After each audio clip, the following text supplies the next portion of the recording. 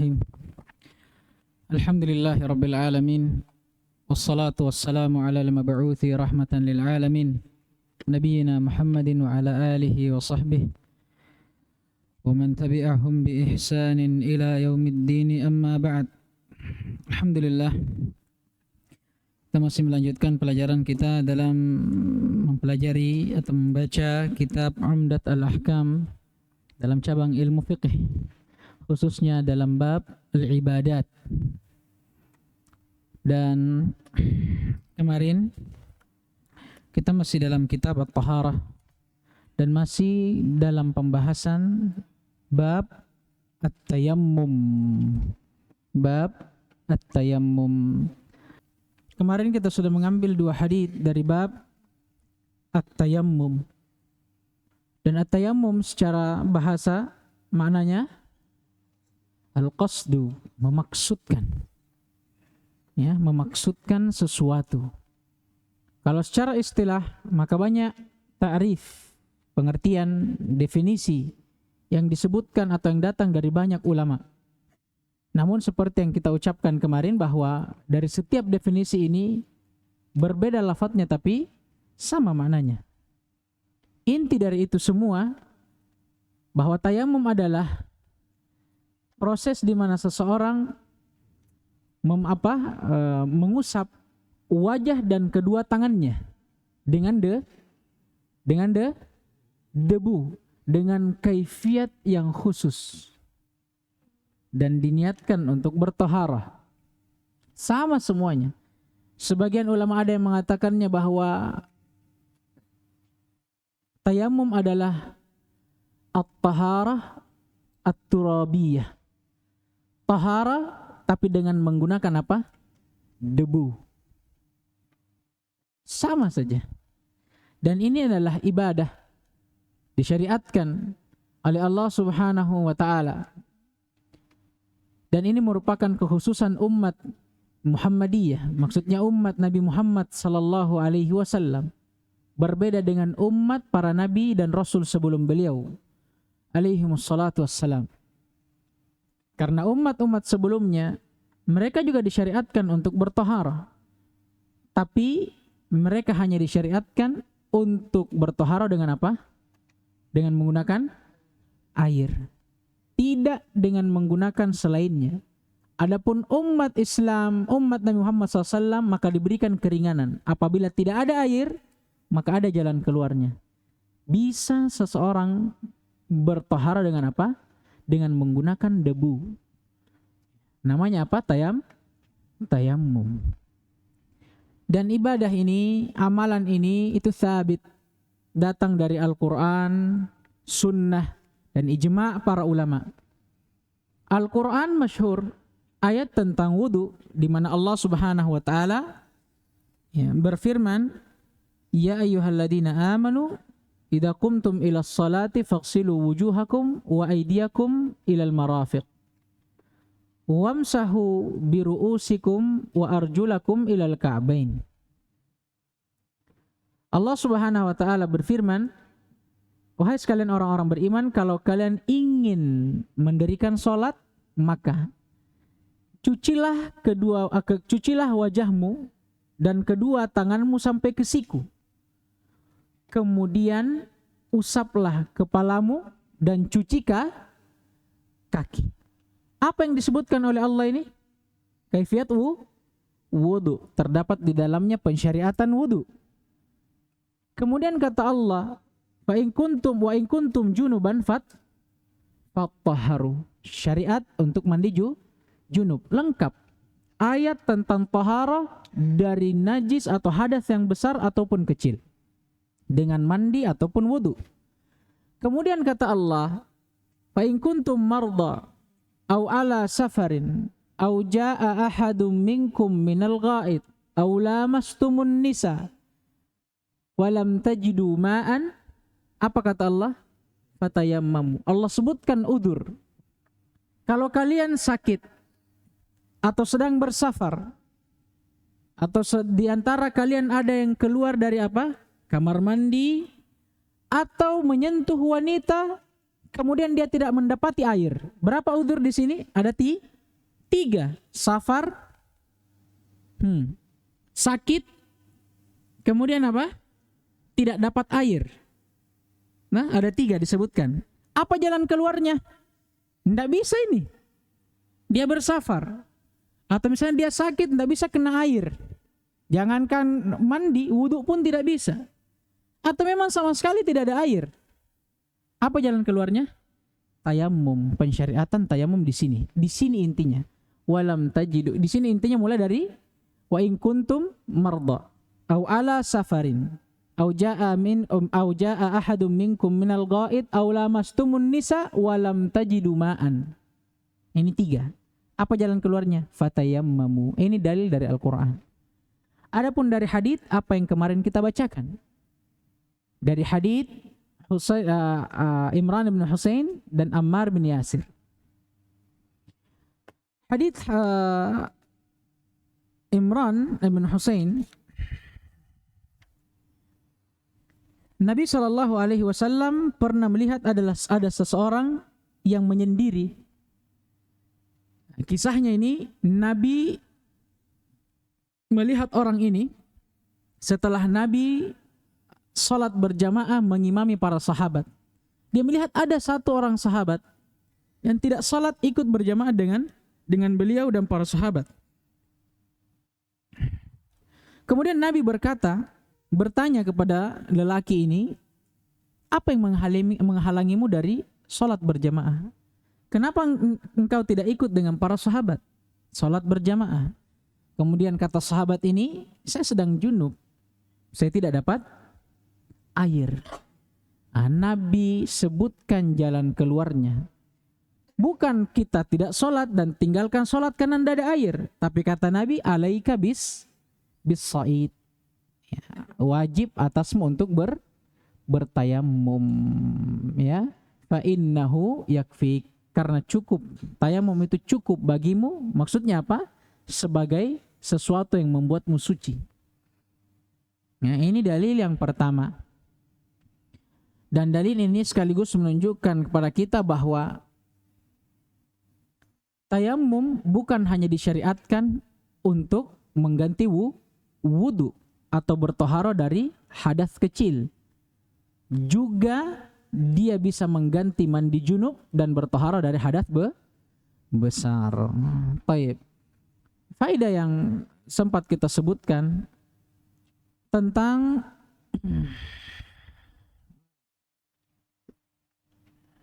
ini syahidnya ya. Ini syahidnya. Adapun faedah kemarin yang lupa kita sebutkan itu tentang lelaki yang dimaksudkan di sini. Siapa ini? Lelaki yang menyendiri. Disebutkan oleh para syurrah bahwa yang diinginkan dengan rajulan mu'tazilan di sini dia Khallad ibn Rafi' radhiyallahu taala anhu. Dan dia di antara sahabat yang sempat berperang dengan Nabi di perang Badar dan syahid di perang Badar. Nah, itu dia Khallad ibn Rafi'. Khallad, kha lam alif, lamnya ditasydid. Khallad, kemudian dal di akhirnya. Ibn Rafi' radhiyallahu taala anhu. Tayyib.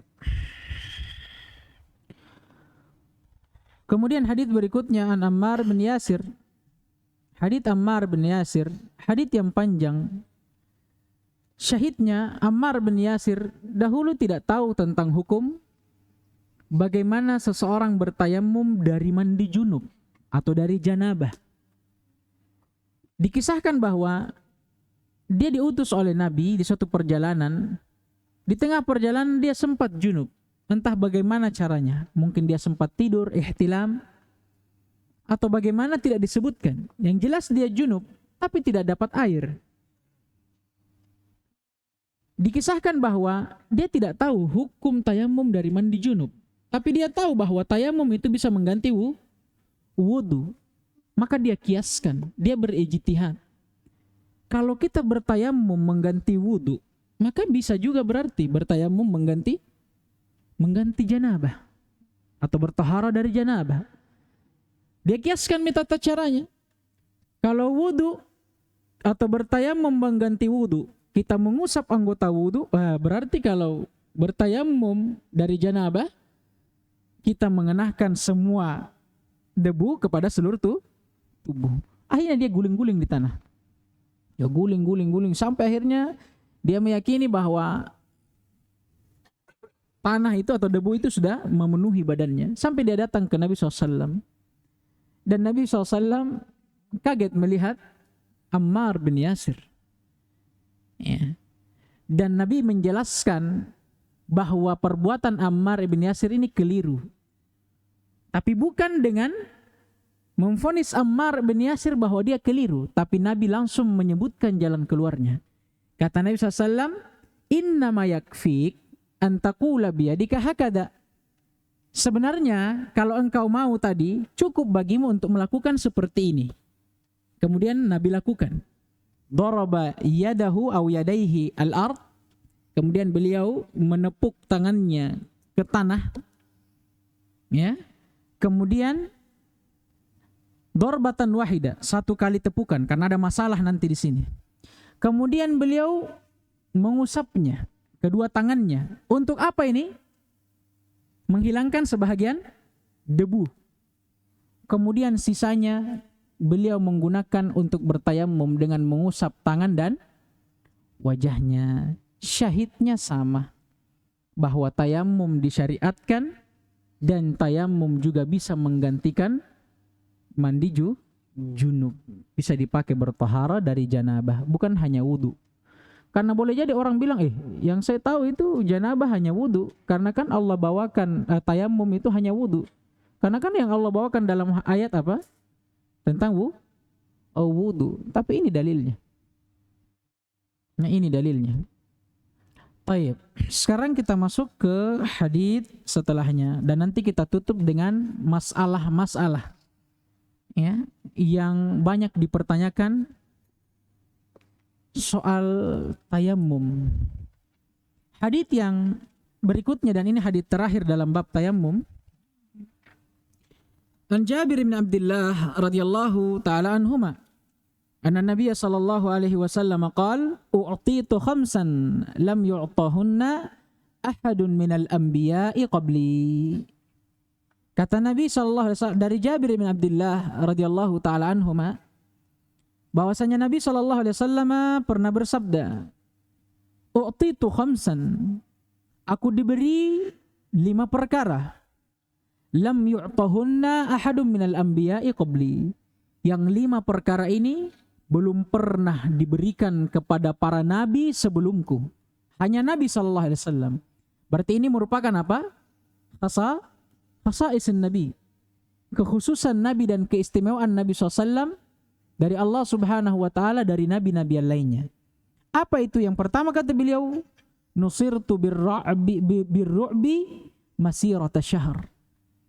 Aku ditolong oleh Allah Subhanahu wa taala ini dalam peperangan dengan ar-ra'b masirata syahr. Dengan Allah berikan ketakutan kepada musuhku sejauh sebulan perjalanan. Subhanallah. Yang kedua, dan ini syahidnya, wa ju'ilat liyal ardu masjidan wa tahura. Dan di antara 5 perkara tersebut, dijadikan untukku bumi seluruhnya sebagai masjid. Bukan berarti dibangunkan masjid, tapi tempat sholat. Wa tahura, dan dijadikan juga setiap jengkal dari bumi ini tahura, suci. Apa maksudnya? Dijelaskan. Fa ayyuma rajulin min ummati adrakathu salatu falyusalli, atau falyusalli. Maksudnya Allah menjadikan bumi seluruhnya, daratannya seluruhnya masjid dan suci. Maksudnya siapapun yang mendapati waktu sholat dimanapun dia berada, maka hendaknya dia sholat di waktu itu dan di tempat itu. Kenapa? Karena Allah sudah jadikan setiap tempat masjid. tempat yang boleh untuk didirikan sholat padanya, dan juga dijadikan menjadi sesuatu yang suci. Ini syahidnya sebenarnya. Nanti kita sebutkan di mana syahidnya. Wa uhillat liyal ghanaim, dan di antara keutamaan tersebut dihalalkan bagiku ghanaim. Apa itu ghanaim? Jama' dari ghanimah, harta rampasan perang. Walam tahilla li ahadin qabli, yang dimana ghanimah tersebut belum pernah dihalalkan dan dibolehkan kepada seorang pun sebelumku dari kalangan para nabi dan rasul. Kemudian yang berikutnya, wa u'titu asy-syafa'ah, dan aku diberikan syafaat. Paham syafaat? Syafaat ini artinya kata para ulama at-tawassutu lil ghair fi jalbi manfaatin aw daf'i madar. Menjadikan perantara seseorang atau menjadikan seseorang perantara untuk mengambil manfaat atau menolak mudarat. Intinya syafaat ini adalah perantara yang bisa menolong kita di hadapan Allah Subhanahu wa taala, dan ini khusus untuk Nabi alaihi salatu wassalam. Disebutkan dalam beberapa riwayat ada beberapa syafaat yang memang dikhususkan untuk Nabi. Ya, walaupun syafaat itu ada dua, ada syafaat yang khusus untuk Nabi dan ada syafaat yang umum. Nah, ini syafaat yang khusus untuk Nabi. Di antaranya ada apa? Syafaat al-kubra. Syafaat al-kubra. Ada syafaat Nabi untuk penduduk surga, untuk dibukakan untuknya pintu surga. Ya. Syafaat Nabi SAW untuk penghuni neraka, untuk dikeluarkan dari neraka dan dimasukkan ke dalam surga. Dan syafaat yang lainnya, ada 5 disebutkan. Kemudian berikutnya, wa kana an-nabiyyu yub'atsu ila qaumihi khassah wa bu'itsu ila an-nasi kaffah. Dan keutamaan yang kelima, dahulu nabi atau para nabi yang lain sebelumku itu diutus untuk kaumnya tersendiri, tidak untuk manusia seluruhnya. Tapi aku, kata Nabi SAW, bu'itsu ilan nasi kaffah, aku diutus untuk manusia seluruhnya. Bahkan dalam ayat Allah berfirman, inna arsalnaka rahmatan lil alamin. Allah mengutus Nabi Muhammad alaihissalam itu menjadi rahmat. Untuk siapa? Alamin. Kata para ulama tafsir, alamin ini umum. Apa kata Syekh Muhammad bin Wahab? Fakullu ma siwallahi alamun. Selain Allah, alam seluruhnya. Nabi diutus untuk itu. Hewan, tumbuhan, manusia, seluruhnya. Paham ini? Nah, ini keutamaan yang diberikan kepada Nabi alaihi salatu wassalam. Syahid dari hadits sebagaimana yang kita sebutkan, lafaz atau sabda Nabi, wa ju'ilat liyal ardu masjidan wa tahura. Dan Allah Subhanahu wa taala telah menjadikan bumi seluruhnya, permukaannya seluruhnya, apa yang ada di dalamnya seluruhnya sebagai masjid, tempat yang boleh digunakan untuk salat. Wa tahura, sebagai sesuatu yang suci. Makanya kata beliau, kalau ada orang yang mendapati waktu sholat dimanapun dia, mau di hutan, di pinggir pantai, di atas gunung, yang penting dia bisa sholat, dia sholat di situ dan di waktu itu. Kalau ada orang bilang, najis, lah, Nabi yang bilang, wa tahura, dan dijadikan juga apa yang ada di dalamnya itu suci, seperti air lautnya, permukaan bumi dari pasir, tanah, debunya, semuanya suci. Ini syahidnya. Berarti kalau suci boleh dipakai untuk bertohara. Paham gini? Paham gini? Ya. Jadi syahidnya bahwa bumi ini permukaannya Allah telah jadikan tempat untuk sholat dan Allah jadikan suci. Maksudnya bisa ditempati untuk sholat dan bisa digunakan untuk bertohara. Khususnya permukaan bumi yang sudah kita bahas kemarin tentang as-sa'id. As-sa'id ini kan ada yang menerjemahkan atau mendefinisikan dia sebagai debu, tapi ada juga yang mendefinisikan apa saja yang nampak dari permukaan bumi. Tidak hanya debu, batu, pasir, tanah, apa saja. Selama itu yang nampak dari permukaan bumi bisa dipakai untuk bertohara. Kalau ada orang bertanya apa hukumnya, suci atau najis? Ini dalilnya. Ini sebenarnya syahidnya. Menunjukkan bahwa sucinya apa saja yang berada di atas permukaan bumi, termasuk debu, dan bolehnya dipakai untuk bertohara. Sekaligus menjelaskan kepada kita bahwa alat yang digunakan untuk bertohara adalah apa? Debu. Atau yang semisal dengannya dari permukaan bumi. Sampai di sini cukup pembahasan kita. Tapi kita sebutkan sekarang masalah-masalah yang berkaitan tentang at-tayammum.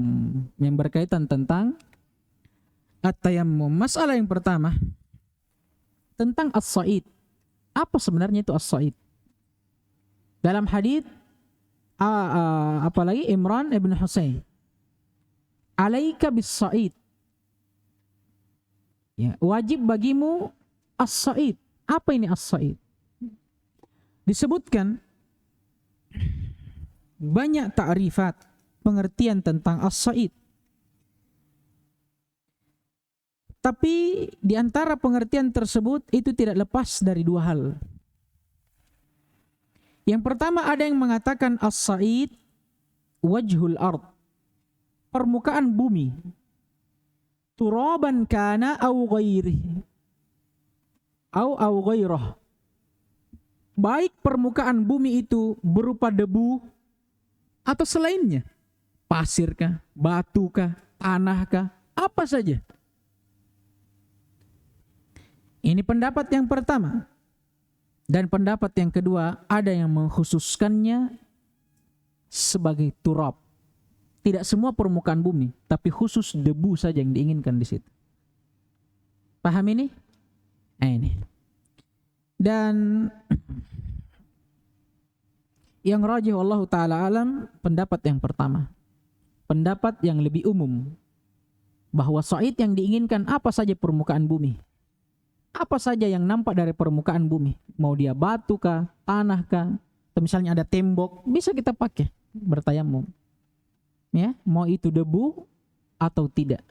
Paham gini? Baik. Nah, ini dinukil oleh ulama bahasa. Bahkan disebutkan oleh salah seorang ulama bahasa, yakni Az-Zajjaj. Kata beliau tentang pendapat yang pertama ini, la a'lamu khilafan baina ahli lughah fi dzalik. Saya tidak tahu adanya khilaf atau ada yang menyelisihi pendapat yang pertama dari kalangan orang ahli bahasa.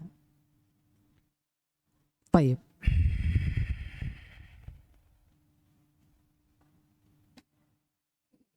Kemudian masalah berikutnya, masalah tentang apakah tayammum harus menggunakan debu atau boleh selainnya? Apakah tayammum harus menggunakan debu atau boleh selainnya? Yang pertama, sepakat para ulama akan bolehnya tayammum dengan menggunakan debu. Ini sepakat. Yang menukil kesepakatan diantaranya ada Ibnul Mundir dan Ibnu Abdul Bar rahimahumullah. Kemudian mereka berselisih pada selain debu, apakah boleh dipakai atau tidak. Al-Imam Syafi'i dan Imam Ahmad, begitu pula Ishaq bin Rahawai dan Abu Yusuf dan Daud Al-Zahiri berpendapat akan tidak bolehnya bertayamum dengan selain menggunakan debu. Berdalilkan dengan firman Allah, fatayammamu sa'idan tayyiba, dan bertayamumlah kalian dengan menggunakan sa'id. Dan mereka katakan yang benarnya sa'id adalah debu.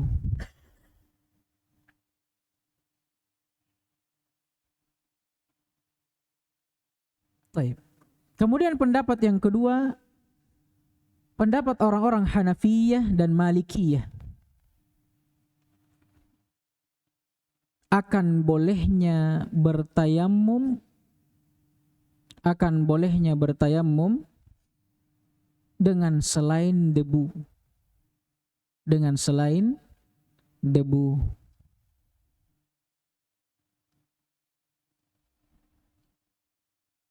Dalilnya sama. Fatayammamu sa'idan thayyiba. Sama dia pakai dalilnya. Hanya saja yang beda apa? Maknanya. Kalau untuk Hanafiyah dan Malikiyah, dia berpendapat bahwa makna sa'id itu lebih umum. Bahwa makna sa'id itu lebih umum.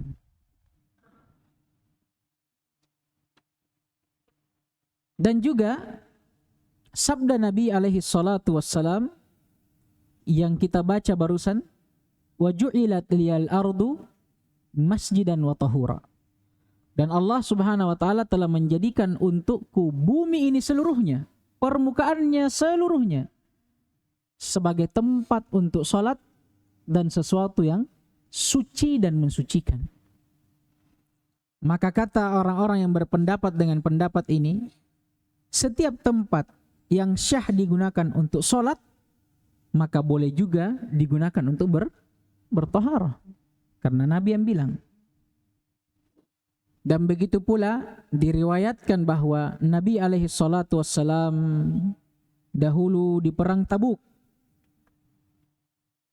tidak ada yang beliau bawa dari air untuk bersuci, melainkan beliau hanya membawa apa? Atau beliau hanya mendapati tumpukan dari tumpukan pasir, bukan debu, pasir. Dan tidak pernah diriwayatkan bahwa Nabi sallallahu alaihi wasallam di perang Tabuk salat dengan berwudu, pasti bertayamum. Sekarang Nabi tidak pernah salat kecuali pasti bertayamum. Tapi diriwayatkan pada waktu itu yang ada hanya apa? Tumpukan pasir. Karena beliau ada di padang pasir. Sekarang berarti dalil bahwa Nabi kalau begitu tayamum, nah tidak ada debu, cuma ada pasir, berarti Nabi bertayamum pakai apa? Pasir. Baik. Ini perselisihan di antara para ulama. Dan di antara ulama ya, ada yang merojihkan pendapat yang pertama. Pendapat yang pertama. Baik. Dan di antara masalah yang disebutkan oleh para ulama tentang tayammum, tentang kaifiatnya. Tentang kaifiatnya. Apakah cukup dengan satu kali tepukan? Atau pada setiap usapan wajib ditepuk? Paham gini?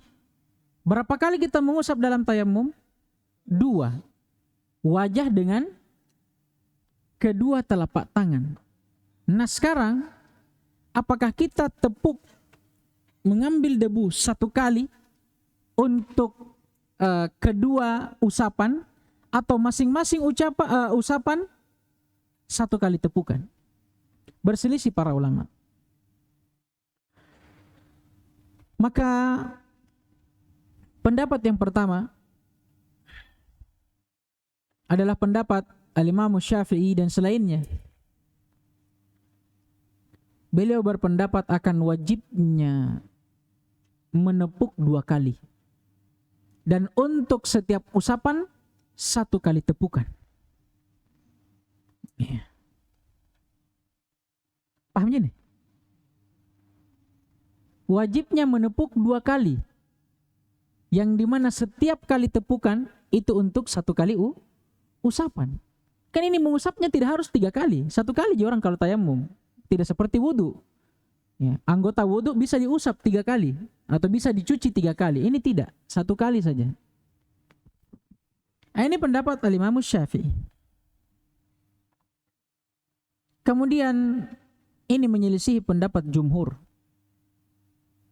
Adapun jumhur ulama, mayoritas ulama, dan diantaranya Al-Imam Ahmad dan Al-Auza'i, Ishaq bin Rahawai dan selainnya. Begitu pula dari para ahlul hadis, mereka berpendapat bahwa cukup dengan 1 kali tepukan. Dalilnya jelas. Dalilnya jelas. datang dari hadits Ammar ibn Yasir. Tsumma daraba apa? Darbatan wahidatan. Ya, dalilnya jelas. Baik. Kemudian di antara masalah yang berhubungan dengan tayammum,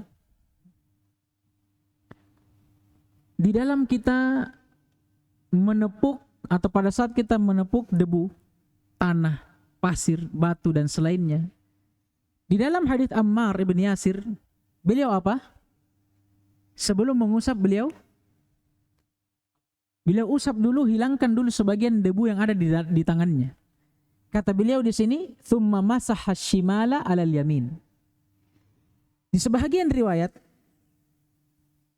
dari riwayat Al-Bukhari juga disebutkan, fadaraban Nabi sallallahu alaihi wasallam kaffaihi al-arda wa nafakha fihima. Nabi menepukkan kedua tangannya, telapak tangannya ke tanah. Kemudian apa? Nafakha fihima. Beliau tiup.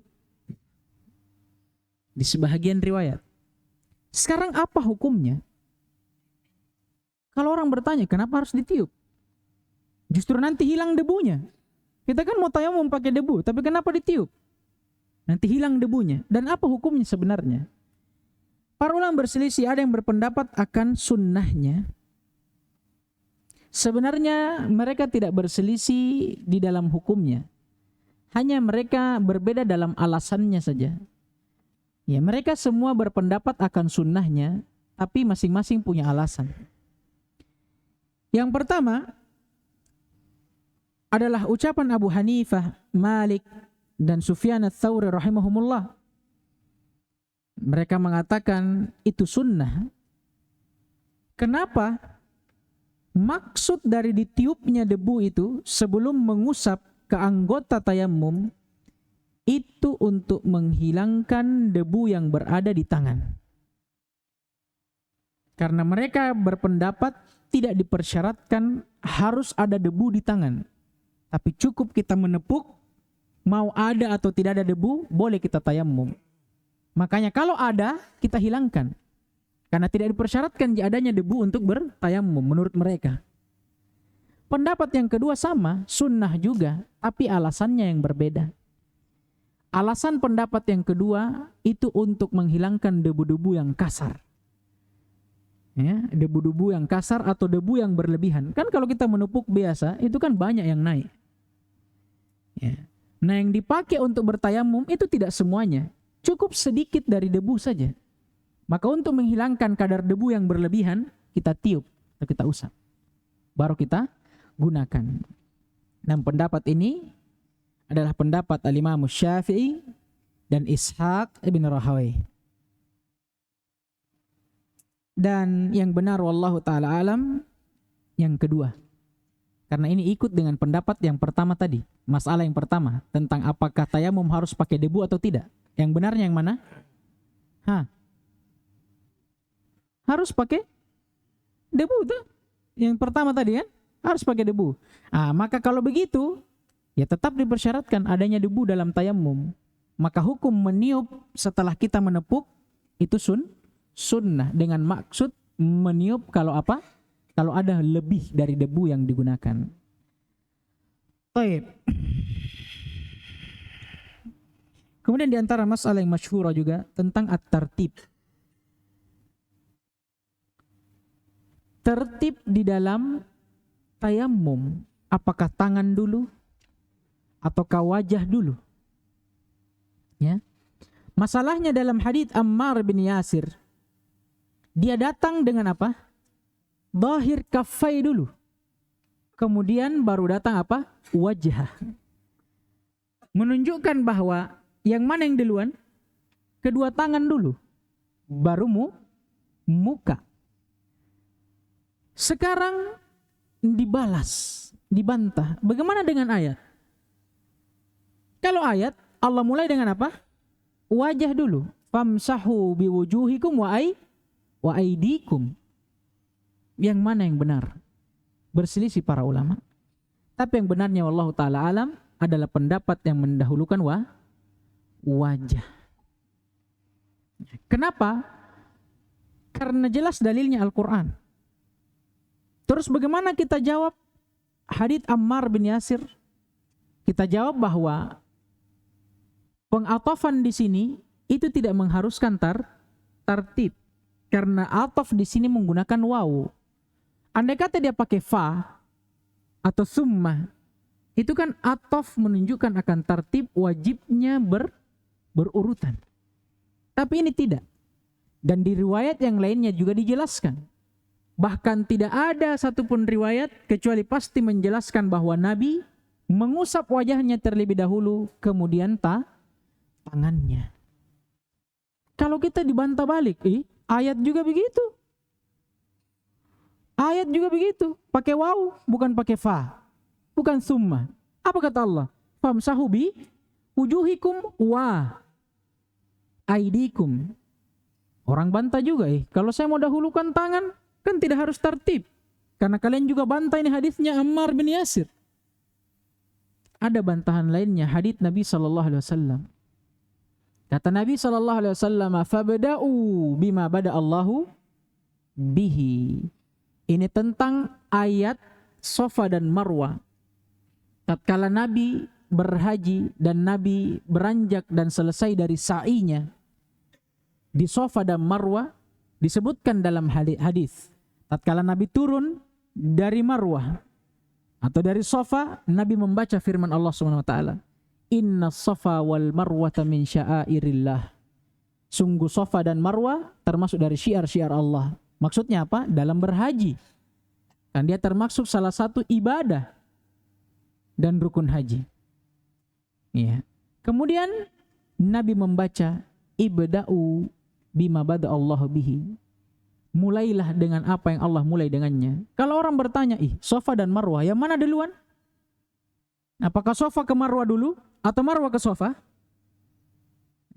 Dalilnya pakai waw, tidak menunjukkan akan tertib. Tapi yang mana duluan? Ada hadisnya. Ibda'u bima bada Allahu bihi. Mulailah dengan apa yang Allah mulai dengannya. Allah mulai dengan apa? Safa baru Marwah. Dikiaskan dengan permasalahan ini. Permasalahan tayammum. Dengan apa Allah mulai? Wajah atau tangan? Wajah. Famsahu bi wujuhikum wa aidikum. Ini yang rajih. Wallahu ta'ala a'lam. Tayyib. Kemudian di mana batasannya kalau begitu? Sekarang kalau wajah masyhur, jelas. Ya.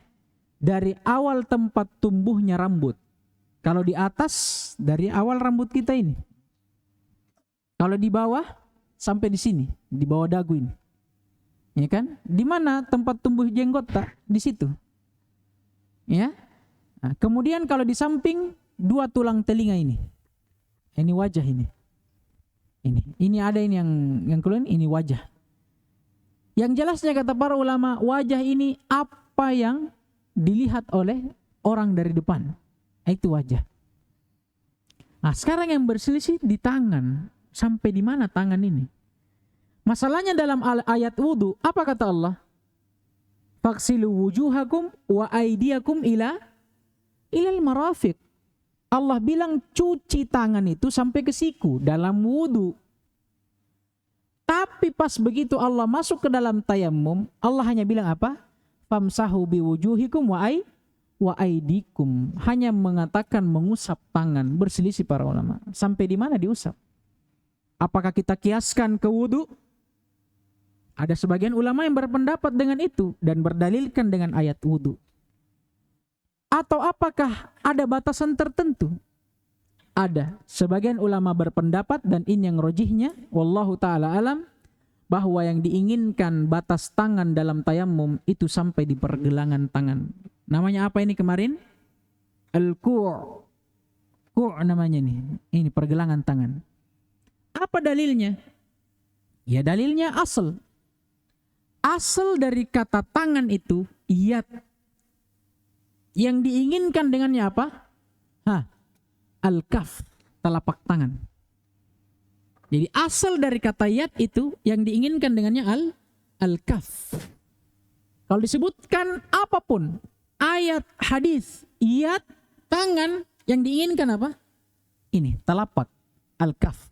Telapak tangan. Sekarang, dari mana batasan telapak tangan itu? Kata para ulama, dari ujung asabi, ujung jari ini seluruhnya sampai ke mana? Al-kur namanya. Ini pergelangan tangan. Inilah yang namanya kaf. Dan inilah yang diinginkan setiap lafaz dari Al-Quran atau hadits kalau datang dalam bentuk lafaz al-yad. Ini yang diinginkan. Dan ini asalnya. Makanya kaidahnya itu al-aslu fil kalam al-haqiqah. Dan al-aslu baqa'u makana ala makan. Asal dari sesuatu itu kita tetapkan di atas asalnya. Tangan, asalnya apa dalam bahasa? Telapak tangan. Maka itu yang kita pakai. Sampai ada dalil yang mengeluarkannya dari asalnya. Itu ayat wudu tadi. Allah katakan apa? Cuci tangan. Kalau kita lihat asalnya tangan, ya cuma telapaknya saja. Tapi ternyata untuk wudu Allah khususkan dalil lain. Kata Allah, ilal marafiq. Sama apa? Sampai siku. Ini keluar dari asalnya. Adapun ayat tayammum, Allah tidak sebutkan dalil khusus yang mengeluarkan dia dari makna asalnya. Berarti apa yang wajib bagi kita? Tetap di atas asalnya. Allah bilang usap tangan. Apa yang diinginkan dengan tangan? Al-kaf, telapaknya. Dari ujung jari sampai, apa namanya nih? Pergelangan. Paham gini? Dan ini yang rajih. Wallahu ta'ala a'lam. Baik. Banyak masalah sebenarnya. Banyak masalah tentang at-tayammum. Kemudian di antara masalah, tersisa 2 masalah di sini. Masih ada sedikit waktu. Masalah apakah seorang dalam bertayammum, dalam keadaan tidak adanya air, apakah wajib dia untuk cari air dulu? Perhatikan, apakah wajib untuk dia cari dulu? Atau cukup dia lihat di keran, tidak ada air, langsung tayammum? Sebagian ulama ada yang mengatakan bahwa tidak wajib untuk dia cari. Tidak wajib untuk dia cari. Dan sebagian yang lainnya mengatakan wajib dia cari dulu, tapi sesuai dengan kadar kemampuannya. Sesuai dengan kadar kemampuannya. Kenapa? Karena kan kata Allah, tayamum itu dibolehkan kalau apa? Walam tajidu ma'an. Kalau kita tidak dapat air. Nah, orang bisa memastikan tidak adanya air, ya kalau dia sudah cari. Kalau dia datang begitu saja tidak ada air, ini kan dia belum cari. Belum bisa dipastikan bahwa tidak ada air sama sekali. Mungkin ada di tempat lain. Atau mungkin ada di tetangganya antum, atau di mana, seperti yang ditanyakan kemarin. Tapi selama itu boleh dan bisa kita lakukan. Tapi kalau memang ada masyaqqah, kesulitan di dalamnya, kembali ke kaidah asal. Apa kaidah syariat? Al-masyaqqatu tajlibu at-taysir. Kalau ada masyaqqah, maka wajib diringankan. Bahkan sampai para ulama itu berselisih bagaimana kalau ada air yang dijual. Bagaimana kalau ada air tapi dijual? Pendapat yang rajihnya wajib dia beli. Tapi dengan syarat, kalau memang dia punya uang pada waktu itu, dia ke masjid ini, ada uangnya dia bawa. Dan memang uangnya itu cukup dan dia tidak perlukan dengan keperluan yang lain, maka dia beli. Tapi kalau misalnya ada uangnya, tapi dia mau pakai untuk keperluan yang lain yang lebih penting daripada itu, maka jangan dia beli. Atau memang dia ke masjid qadarullah ndak bawa uang, apakah antum harus pulang? Ambil uang dulu? Anda. Itu kalau ada uang dan memang mampu untuk dibeli dan tidak digunakan untuk keperluan yang lainnya, maka dibeli. Ini pendapat para ulama dalam perselisihan ini. Tayyib. Kemudian permasalahan yang terakhir tentang batas bertayamum. Sekaligus akan disusul dengan pembatal-pembatal tayamum. Masalah apakah boleh seseorang itu bertayamum untuk mendirikan banyak sholat atau setiap sholat dia harus bertayamum? Paham ji masalahnya nih? Apakah tayamum ini cukup untuk berapapun sholat selama kita tidak batal tayamumnya? Atau setiap sholat harus tayamum? Ya? Sebagian ulama ada yang berpendapat bahwa setiap sholat wajib tayamum, tapi yang rajih wallahu ta'ala alam adalah pendapat Ibnu Hazm bahwa orang yang bertayamum boleh dia sholat semau dia selama tayamumnya tidak batal. Masuk nih di pembahasan pembatal tayamum. Ini masalah yang terakhir. Pembatal tayamum itu apa saja yang membatalkan wudu dan mandi junub? Tergantung. Kalau kita niatkan tayamum untuk mengganti wudu, maka apa yang membatalkan wudu itu juga yang membatalkan tayamum. Kalau kita tayamum meniatkan untuk mengganti mandi junub atau dari toharo hadas besar, maka apa yang membatalkan junub membatalkan tayamum. Ditambah satu, apa yang kemarin kita sebutkan? Adanya air. Kapan ada air, maka batal tayamumnya. Bahkan dibahas oleh para ulama, hatta kalau dia sudah ada di dalam sholatnya, dia batalkan sholatnya. Tapi di sini diperselisihkan dengan perselisihan yang kuat. Karena sebagian ulama ada yang berpendapat tidak bolehnya dia batalkan sholatnya. Tidak bolehnya dia batalkan sholatnya. Berdalilkan dengan firman Allah Subhanahu wa ta'ala, wala tubtilu a'malakum, dan janganlah sekali-kali kalian membatalkan amalan-amalan kalian. Dan termasuk di antara amalan, bahkan amalan yang paling agungnya, bahkan kata Nabi SAW, awwalu ma yuhasabu bihil abdu yaumal qiyamah, apa itu?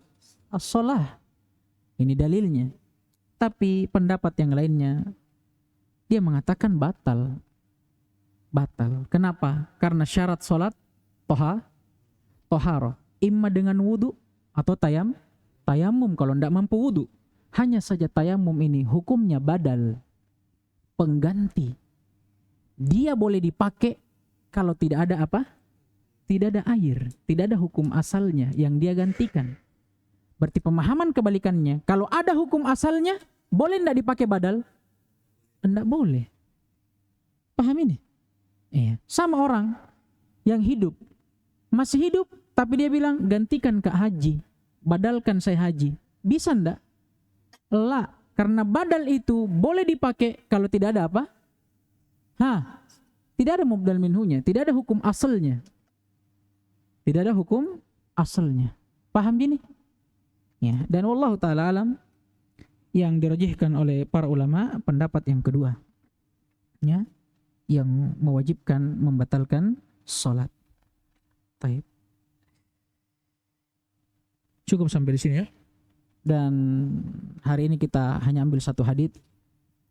Ya, dikarenakan karena bab yang selanjutnya juga bab yang lumayan berat. Bab tentang haid. Banyak perincian di dalamnya. Kemudian juga banyak istilah-istilah yang baru di dalamnya. Ya, sehingga itu membutuhkan waktu yang banyak. Nah, tadi masalahnya kita masih mau menyimpulkan dari hadits. Dan juga karena bab tayamum ini bab yang ya lumayan banyak pertanyaan di dalamnya. Banyak masalah-masalah yang sering ditanyakan di dalamnya, maka kita sempurnakan dengan menyebutkan masalah-masalah tersebut. Naktafi bihadzal qadar. Subhanakallahumma bihamdik asyhadu an la ilaha illa anta astaghfiruka wa atubu ilaik.